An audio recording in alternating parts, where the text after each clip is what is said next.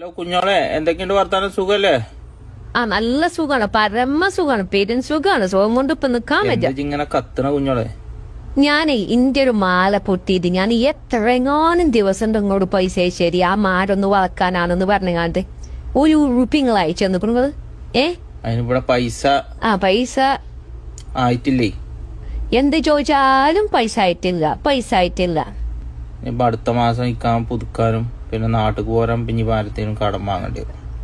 ഈ ചപ്പളേ ഉറപ്പാണ്. എന്റെ പണ്ടങ്ങളൊക്കെ എടുത്തിങ്ങാണ്ടേ നിങ്ങൾ പിഴപ്പണിക്ക് കൂട്ടിയപ്പോ അയച്ചോടെ ഒരു മീനിങ് എന്റെ മേത്തില്ല.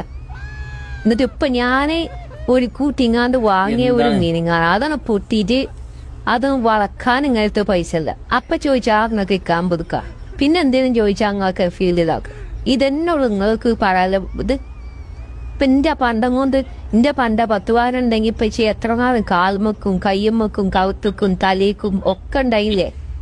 അത് നിങ്ങളോട് തിങ്ങാണ്ട് ആരെ പെരയേറ്റാൻ പറഞ്ഞേ? എന്റെ പൈസ ആയിട്ട് നിങ്ങൾ പെരയും കയറ്റിയിട്ട് ഇപ്പൊ ഇച്ചൊരു പണ്ടം നോക്കുമ്പോ ഇല്ല.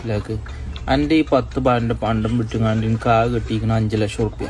5 ലക്ഷം റുപ്യ നമ്മളാ പുറത്തെ ബാത്റൂമില്ലേ അതിന് 6 ലക്ഷം റുപ്യ വാങ്ങിക്കണം. അത് എന്റെ പേർക്ക് ഞാനാണ് എഴുതി തരാം.